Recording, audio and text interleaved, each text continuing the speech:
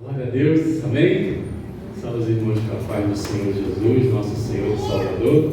Quem está feliz dá um glória aí, glória a Deus, amém? Aleluia.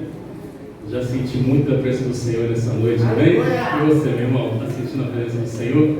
Ela é real, é notória, ela é palpável. Deus tem muita coisa maravilhosa para fazer na sua vida nessa noite ainda, amém? Creia nisso, meu irmão. É com muita alegria que eu volto a pregar nessa nossa amada igreja. Eu queria convidar você, sem mais delongas, para abrir a sua Bíblia, no livro de Êxodo, segundo livro da Bíblia.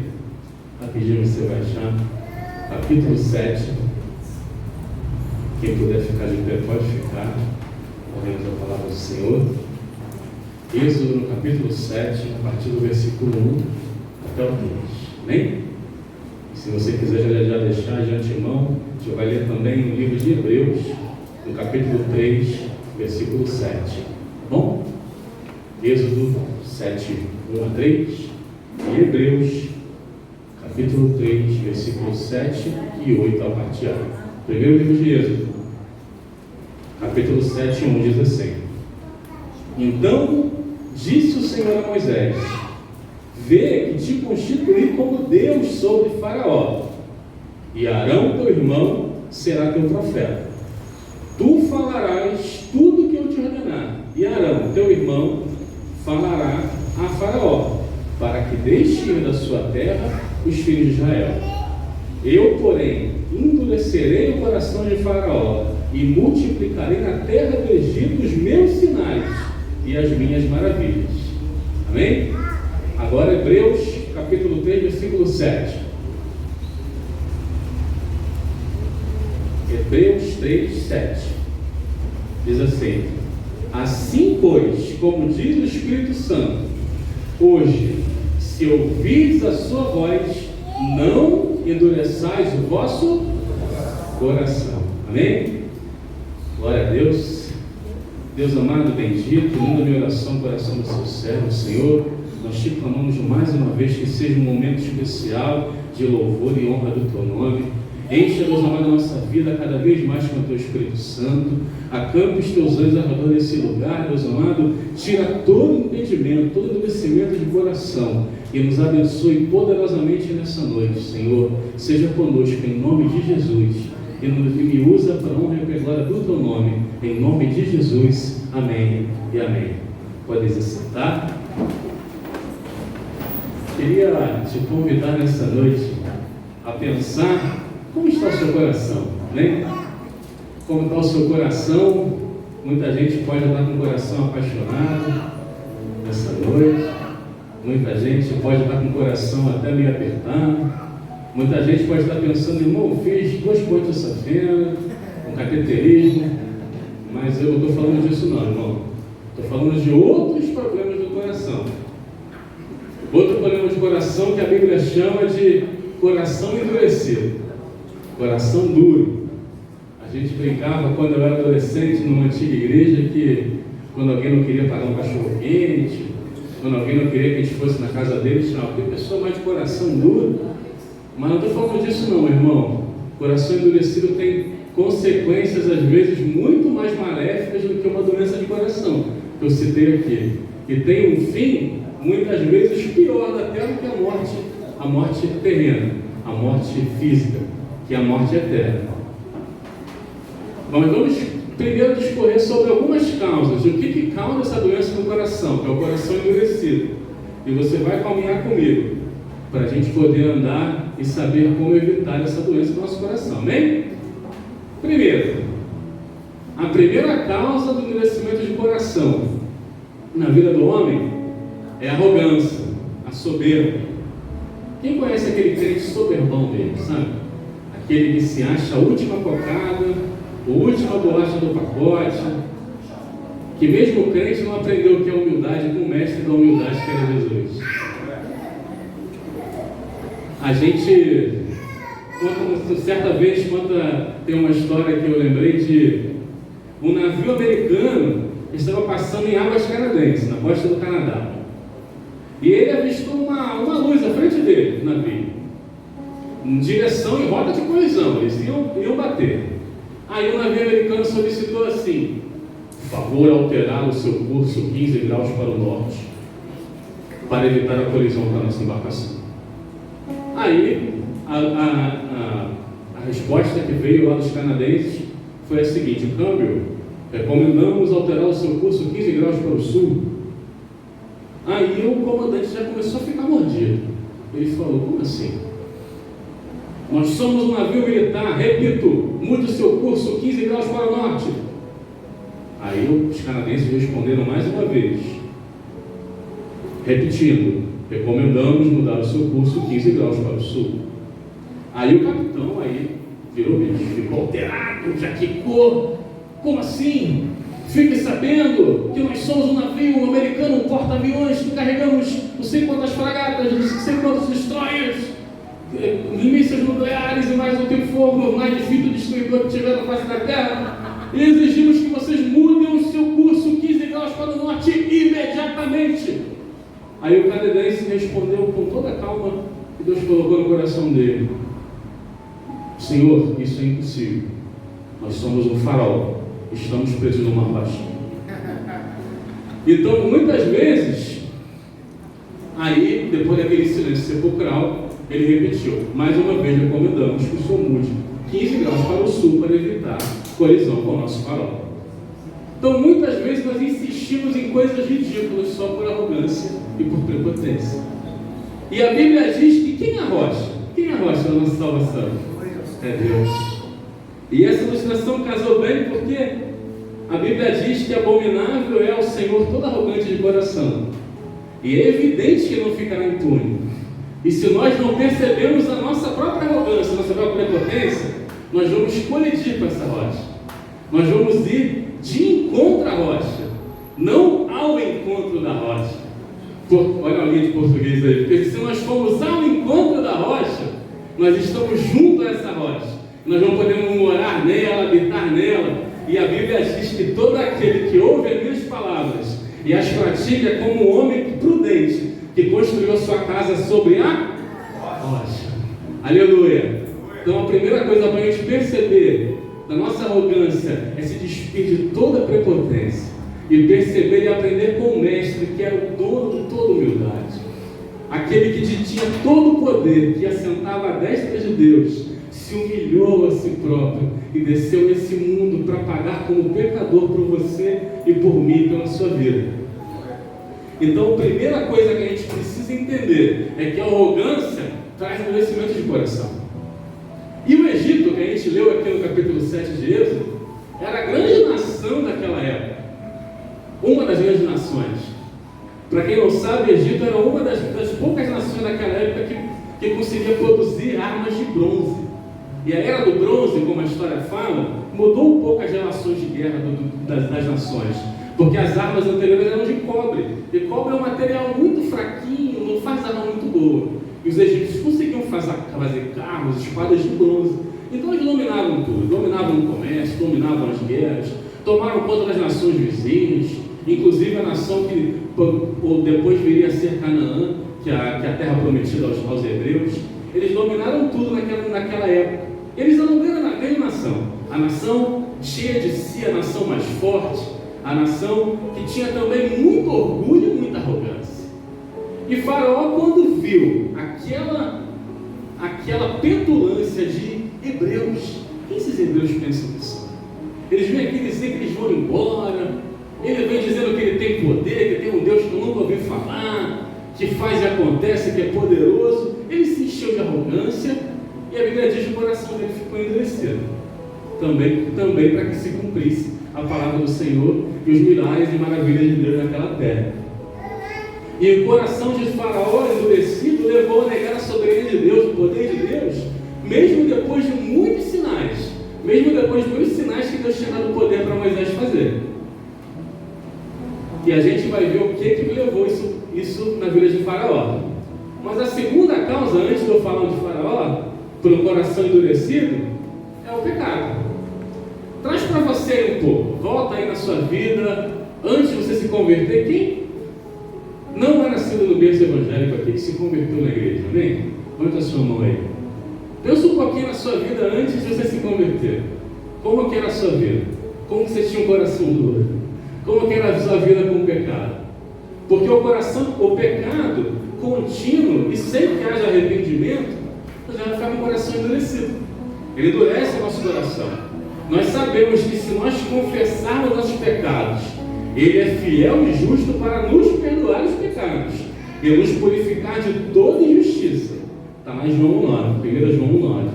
No entanto, se nós não confessarmos nossos pecados, eles têm um efeito cumulativo na nossa vida. Eles vão se acumulando e vão ter um efeito anestésico sobre a nossa consciência, tornando difícil até mesmo distinguir o que é certo e o que é errado na nossa vida.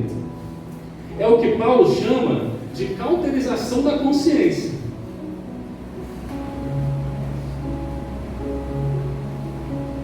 É o que Paulo chama de cauterização da consciência. Este coração pecaminoso e endurecido, ele é equivalente àquela consciência cauterizada, que Paulo fala lá em 1 Timóteo 4:1-2, que diz assim: ora, o Espírito afirma expressamente que nos últimos tempos alguns apostatarão da fé, por obedecerem a espíritos enganadores e ensinos de demônios, pela hipocrisia dos que falam mentiras e que têm cauterizada a própria consciência.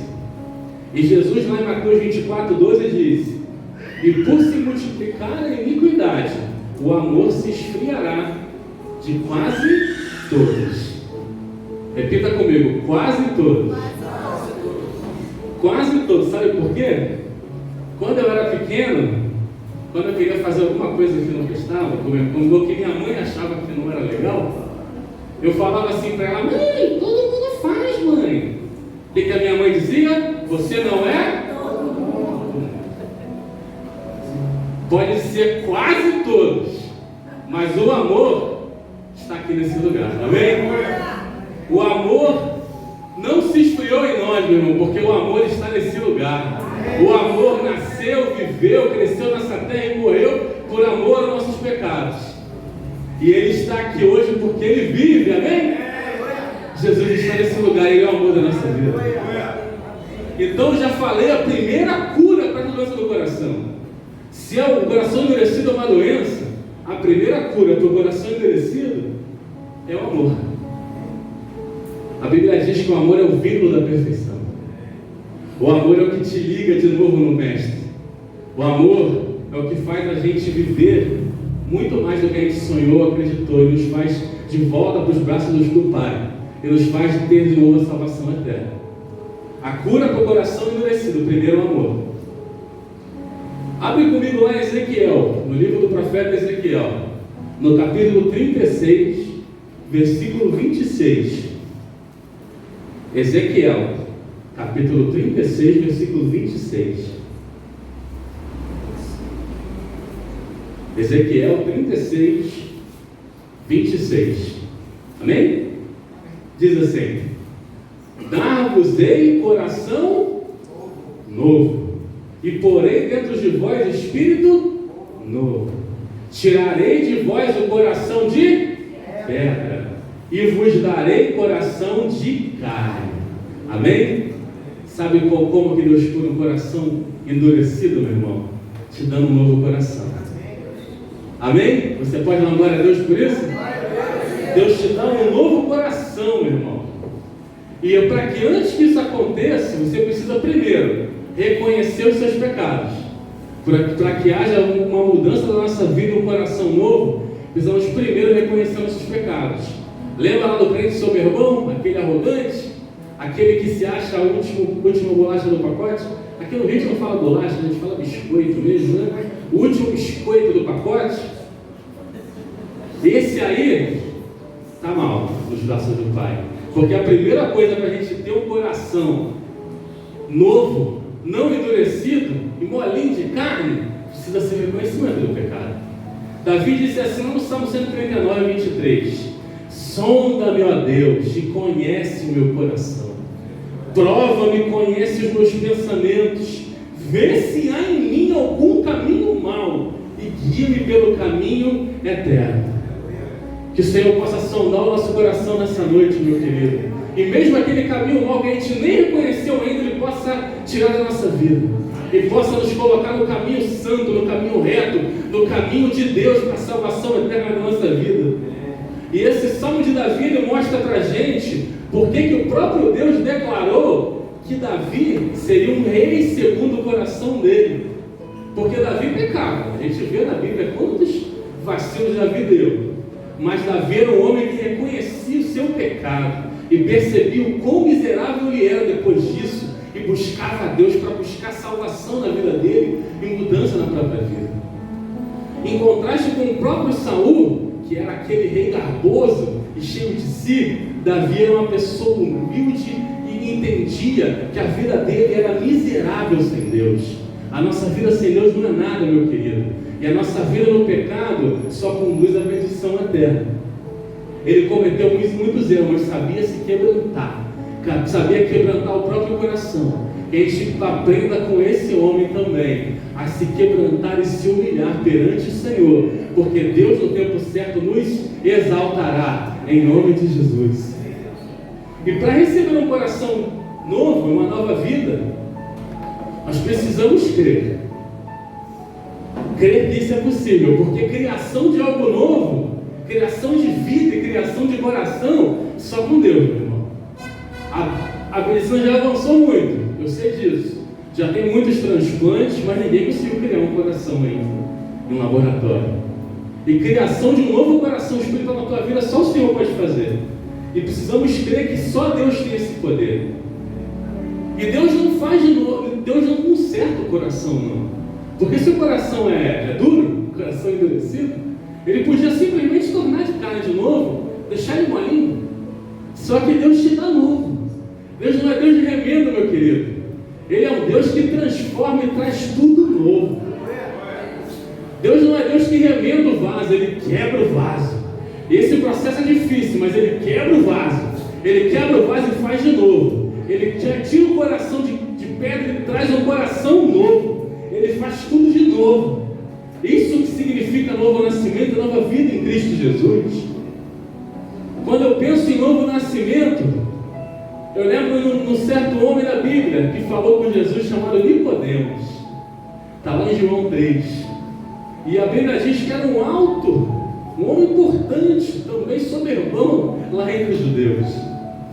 E ele certa vez chegou para Jesus e já começou elogiando Jesus, bom mestre, sei que o Senhor é bom, porque só tendo o poder de Deus é que o Senhor é possível fazer essas coisas. E Jesus não deu nem muita conversa, meu irmão. Jesus já chegou para Nicodemos e falou: Nicodemos, você precisa nascer de novo. Você precisa nascer outra vez. Você precisa viver e nascer outra vez da água e do Espírito Santo.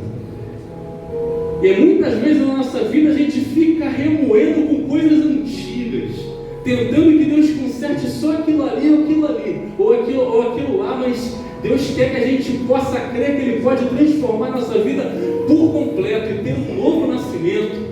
E Nicodemos não entendeu nada. Como assim? O homem pode voltar à barriga da mulher e nascer outra vez? E Jesus falou: não, meu querido, você é tão cheio de si, é tão grande que os judeus não perceberam isso. Você precisa nascer da água do Espírito e ser completamente transformado e ter uma nova vida, E quantas pessoas na igreja, meu irmão, vivem uma vida de tantos anos, e ainda não aprenderam o que é nascer de novo? Que Deus, em nome de Jesus, possa nos dar essa oportunidade e você possa levantar a sua mão e dizer: eu quero nascer de novo, em nome de Jesus. E não é só nascer de novo. Lá no mesmo Salmo 51, quando Davi disse, ele disse também: renova dentro de mim um espírito inabalável. Muitas vezes precisamos de renovo na nossa vida, e renovo, muitas vezes. Sabe por quê? Porque você pode estar pensando comigo aqui agora: olha, eu tenho 35 anos de igreja, eu tenho 40, porque eu nasci no berço evangélico, eu tenho 40 anos de igreja. Mas isso não significa muita coisa no reino de Deus. Porque muitas vezes as maldades desse mundo, as mazelas, o pecado, a dureza dos corações, têm nos afastado do centro da vontade de Deus em nossas vidas. depois de muito conviver com a idolatria e o coração endurecido do povo de Israel, e muito se lamentar, Jeremias, que para muitos tem uma cunha, eu acho até injusto, de profeta chorão, porque ele se lamentava bastante. Mas pensa comigo, meu irmão, você acha que se você vivesse naquele tempo, quem é profeta de Deus aí? Levanta a mão, amém? Amém? Você se acha profeta de Deus? Você é, meu irmão, profeta do Senhor nessa terra, amém? E imagine se você vivesse igual Jeremias, lá naquele tempo, gente idólatra, de coração duro, que tudo que ele falava queria matá-lo, que tudo que ele falava fazia o contrário. Até eu me lamentaria nos pés do Senhor, como diz aquela música, aos pés da cruz, eu me lamentaria também. Mas ele, depois de muito se lamentar, ele declarou ao Senhor lá no livro de Lamentações 5:21, converte-nos, Senhor, converte-nos a Ti, Senhor, e seremos convertidos, nascer de novo. Renova os nossos dias como dantes. Meu irmão, precisamos buscar em nossa vida constantemente. Renova os nossos dias como dantes. Isso é um clamor da igreja para Deus. Renova os nossos dias como dantes.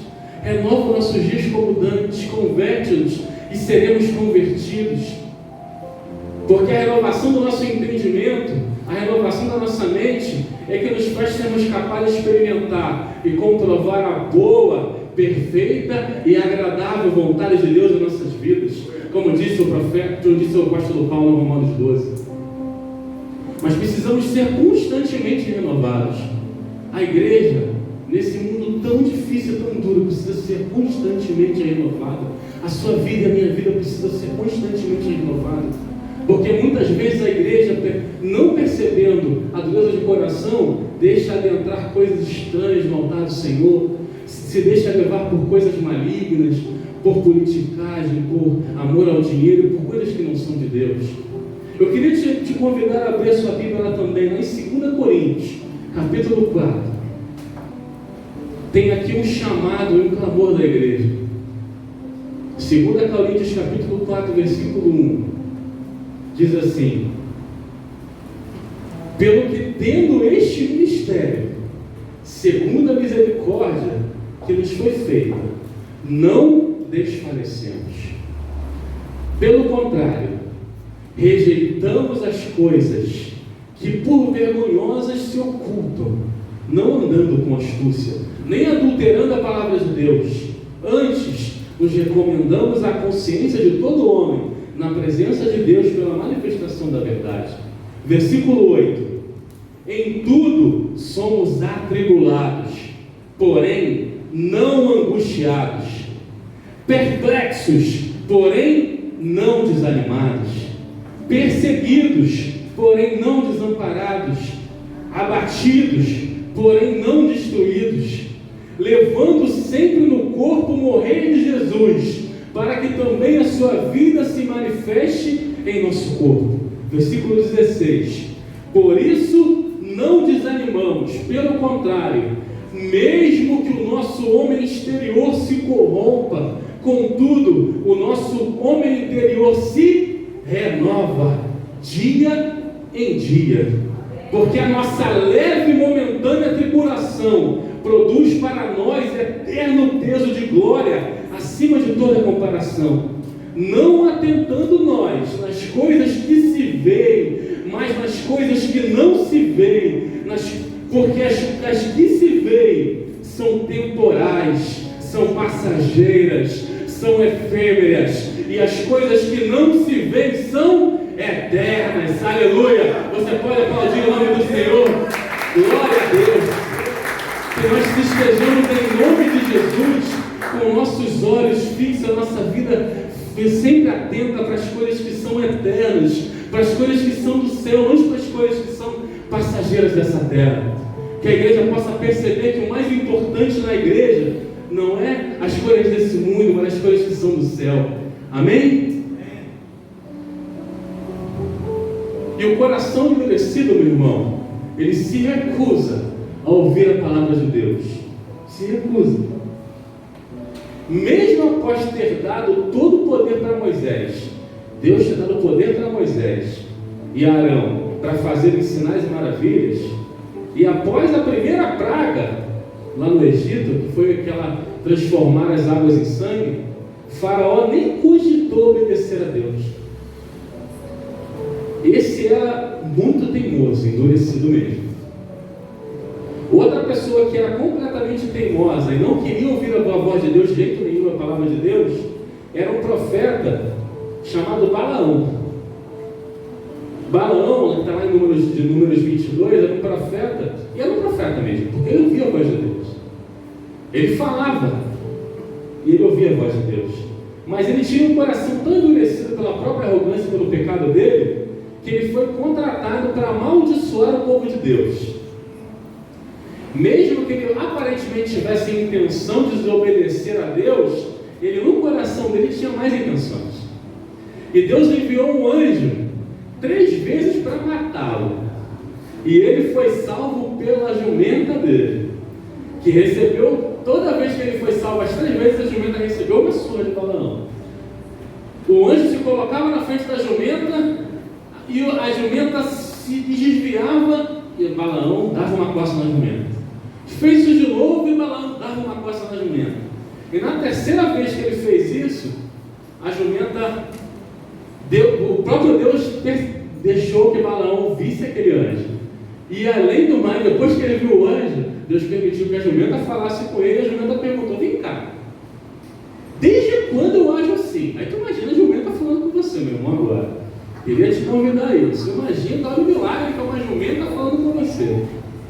Aí a jumenta para e fala: olha só, vem cá, salvei a tua vida. Desde quando que eu faço assim com você? Tomando para um lado, eu vou para o outro. Não sempre te obedeci? Agora tu vem dando surra toda hora, rapaz. Estou me tendo. E Balaão já ficou nervoso. E o que é mais engraçado é que Balaão foi discutindo com a jumenta. Muitas vezes a gente é assim, né? Ainda a jumenta falou e Balaão ainda ficou retrucando: mas você é primeiro, aquilo e tal. Isso que é estranho, ele ficou batendo um pouco com a jumenta. Às vezes a gente tem essa mania de bater um pouco com gente teimosa. Mas a jumenta, nesse caso aqui, meu irmão, tinha um coração mais amolecido que o Balaão. E muitas vezes, na nossa vida, é melhor agir como um jumento que serve a Deus e faz a vontade dele, do que como um profeta mentiroso que faz só o que quer e tem um coração endurecido. Já percebeu isso? Que até o jumento é usado quando precisa. E muitas vezes a gente é teimoso, e que você que às vezes ficou meio receoso de falar que era profeta, muitas vezes não coloca a palavra na tua boca e você não quer falar. Você já percebeu isso?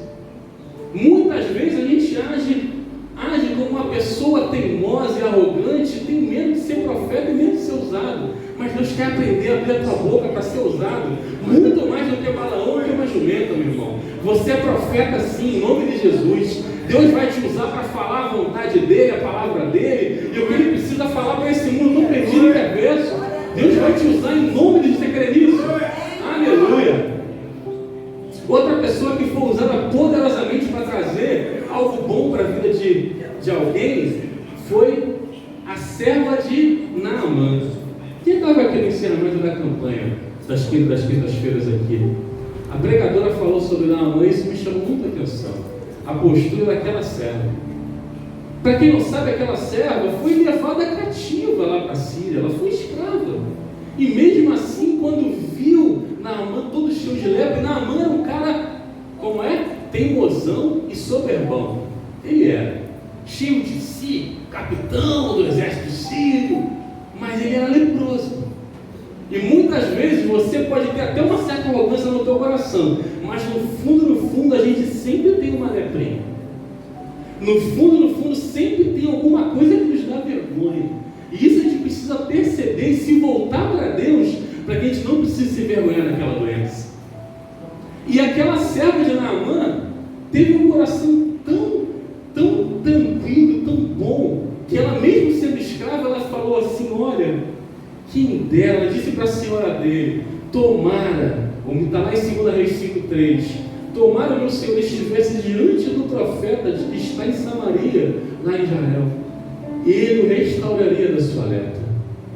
Muitas vezes a gente não consegue agir como essa pessoa, O coração está endurecido e às vezes a gente está escravo por qualquer coisa, mas se recusa a ser canal da voz de Deus, ser canal da palavra de Deus na vida da pessoa que está aí, do seu vizinho, de uma pessoa ímpia que está sofrendo e que às vezes até chega a você: olha, eu estou sofrendo muito, está doendo, aquela doença está me fazendo vergonha, eu estou com meu filho doente, eu estou desempregado, eu estou passando uma necessidade, e você precisa ser canal de Deus para a vida daquela pessoa, e às vezes a gente se cala, a gente tem medo de ser profeta.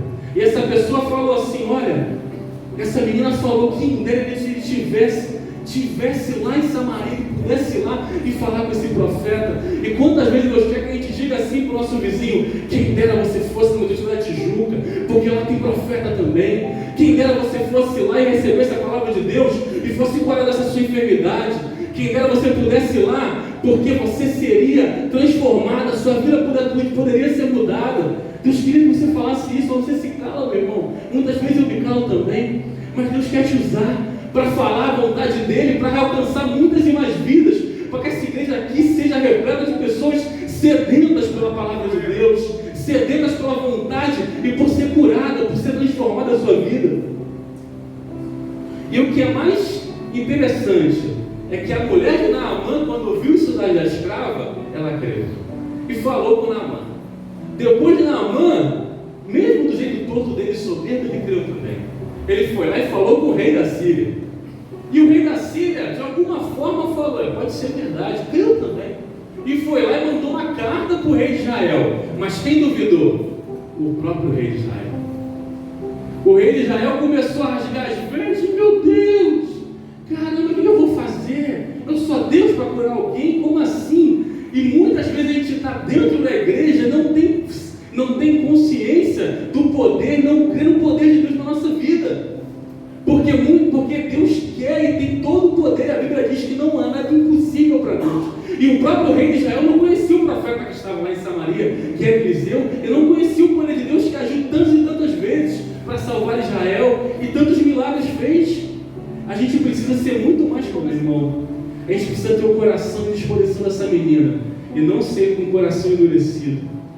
Quantas vezes a gente fica aterrorizado como esse rei de Israel, e incrédulos como ele, que Deus nos deu um coração. Como você tem agido diante dos convites, das coisas que você recebe nesse mundo? Como você tem agido diante dos ímpios que vêm até você precisando de uma palavra de Deus? O que você tem dito? Você tem tido o coração endurecido ou tem sido usado como canal da presença de Deus? Você conhece o poder de Deus e para que Ele serve?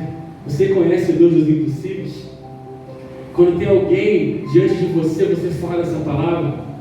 Que em nome de Jesus, meu irmão, em nome de Jesus, possamos ser verdadeiros profetas, para falar essa bondade, a vontade de Deus, esse amor que transformou nossa vida e deu o coração novo para nós, para que Ele possa alcançar muitas e muitas vidas, em nome de Jesus. Amém? Você crê nisso? Que esse bairro pode ser alcançado pela presença de Deus? Quem crê que uma pessoa usada pela presença do Senhor pode mudar a história de um bairro, de uma cidade? Amém? Se aqui tem muito mais de um, meu irmão, então em nome de Jesus que você seja esse canal. Aleluia. Quem tem um coração endurecido se afasta de Deus assim que recebe o alívio. Você conhece gente assim? Que se achega a Deus porque está doendo, mas assim que recebe um alívio, vai embora. Essa pessoa também tem um coração endurecido. A Bíblia diz lá aqui no versículo 15 de Êxodo 8, que o próprio Faraó, vendo porém Faraó que havia alívio, depois que já teve 2 pragas, ele continuou de coração endurecido e não os ouviu como o Senhor tinha dito. Mas olha só, meu irmão, quem tem um coração novo e renovado pela presença do Senhor, continua adorando a Deus em qualquer circunstância. Você crê nisso? Como declarou o profeta Abacuque, que a gente canta tantas vezes aqui: ainda que a figueira não floresça, nem haja fruto na vide, o porto da oliveira minta, os campos não produzam mantimento, as ovelhas sejam arrebatadas do aprisco, nos currais não haja gado. Todavia eu me alegrarei no Senhor, exulto no Deus da minha salvação. O Senhor Deus é minha fortaleza. Aleluia! Ainda que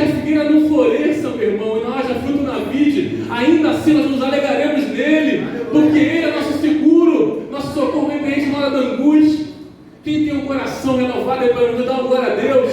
Aleluia! Aleluia! A nossa confiança está somente nele, meu irmão. E quem tem um coração endurecido, ele acha que pode ficar um pouquinho na igreja e um pouquinho no mundo. Quem conhece gente assim também? Eu estou falando aqui toda hora, eu sei que você conhece. Uma expressão bem antiga, mas aquele crente Raimundo, né? Um pé na igreja, um pé no mundo, o pessoal sempre usa a expressão. E quem tem um coração endurecido acha que isso é possível. Que você pode sair do Egito, você pode sair do mundo, vai ficar ali perto, sabe? Não vai muito longe não. E aqui, no livro de Êxodo, fala também que o faraó declara lá em Êxodo 8:25: Ide, oferecei sacrifício ao vosso Deus. Depois de 3 pragas ele falou isso. Ofereça sacrifício ao vosso Deus nessa terra. Aqui pertinho, sabe? Você pode ir, Moisés, deu 3 pragas aqui, sofri. Vocês podem ir, Moisés, mas aqui pertinho, tá? Não vai muito longe não. Aí Moisés responde para ele, porque Moisés tinha um coração renovado, um coração novo. Aí Moisés responde para ele assim. Moisés responde para ele que os egípcios não iam gostar do que eles iam fazer ali, que a adoração a Deus era abominável aos olhos dos egípcios. O mundo não entende o nosso estilo de vida, meu irmão. Você sabe disso. O mundo pode até achar que o que você faz é loucura, é uma coisa estranha.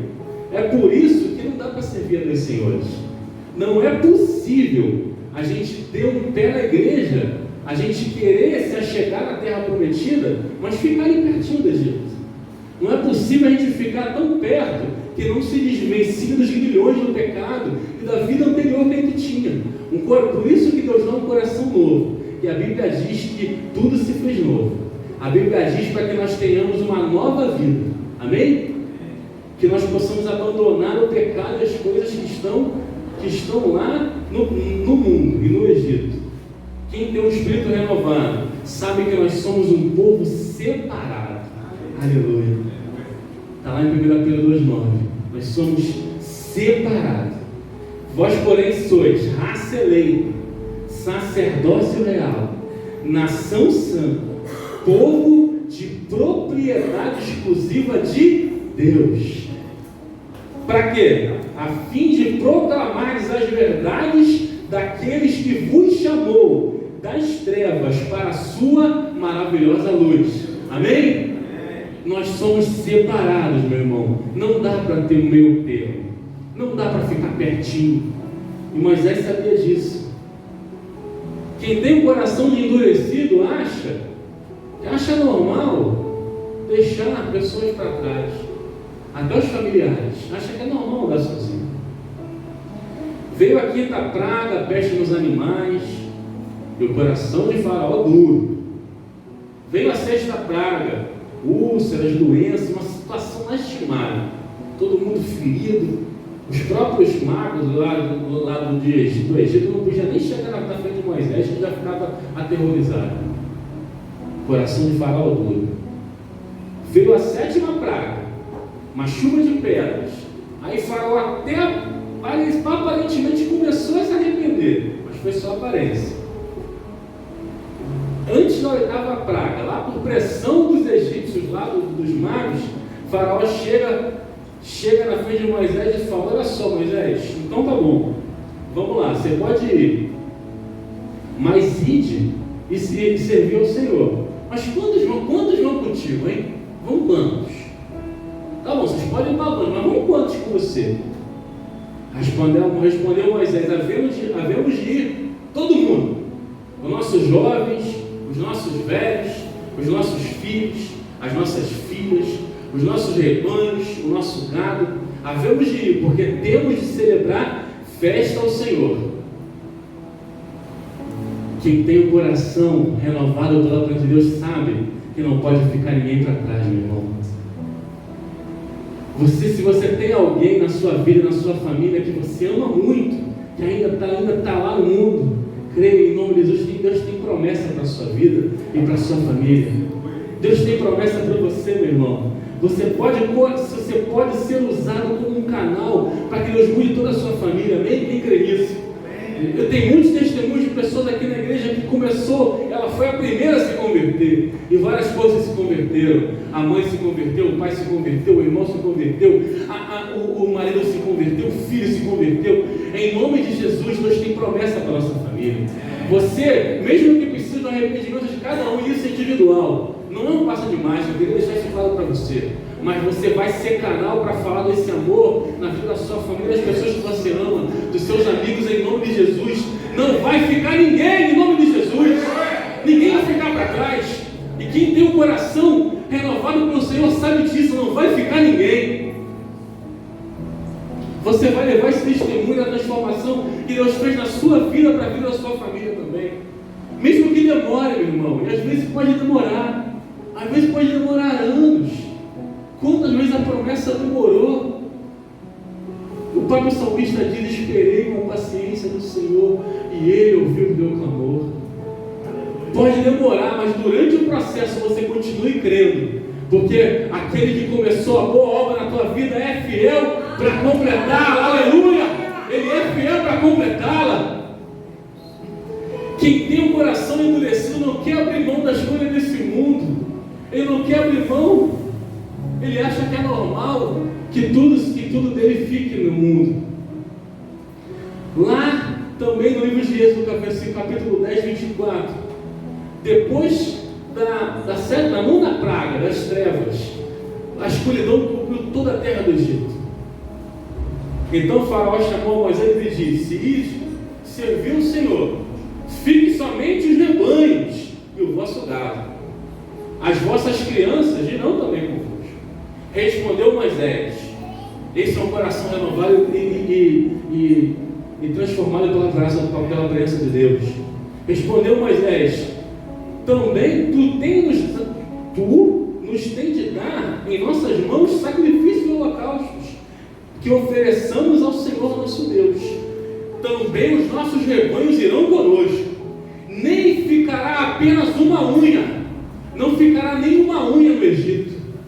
A gente possa, em nome de Jesus, entender isso, meu irmão, como isso é profético. Não vai ficar nada nosso no Egito, amém? Não vai ficar nenhuma unha. Todos os seus bens, a sua vida, a sua casa, os seus talentos, o seu emprego vão ser usados para engrandecer o nome de Deus. Vão ser usados para a transformação dessa nação em nome de Jesus. Tudo que é teu, meu irmão, se você tem um coração renovado e transformado pela presença do Senhor, a tudo que é teu, porque dele, para ele, e para ele são todas as coisas, meu irmão. Nós temos que ser usados, tudo que nós temos tem que ser usado para servir ao Senhor. Não pode ficar nenhuma unha. Você servirá a Deus com tudo que você tem na sua vida. Seus bens, seus talentos, sua família também vai ser usada como canal do Senhor para abençoar essa terra. Como a gente acabou de sair de uma campanha, entrega total, vitória total. Que a gente consiga e saiba que tudo que a gente entrega para Deus, e que seja tudo, nos faz ter grandes vitórias e grande prazer na presença do Senhor no reino dele. Amém? Quem tem o Espírito renovado sabe o que significa a entrega total e a vitória total. E para terminar, meu irmão, depois de tudo isso, veio a 10ª praga. Faraó foi completamente humilhado. E ele foi forçado a deixar o povo ir. E depois de muita dor, eu queria terminar dizendo isso para você: o coração endurecido traz muita dor, muita dificuldade. Mas mesmo assim, Faraó não se arrependeu. Depois de tudo aquilo, mesmo o povo indo embora, o fim de todo aquele coração endurecido de Faraó foi a morte dele. Foi a morte. Mas nós, que temos um coração renovado pelo Senhor, transformado de novo, confiamos no Senhor, somente no Senhor. Uns confiam em carros, outros em cavalos. Nós, porém, nos gloriamos em nome do Senhor, nosso Deus. Amém?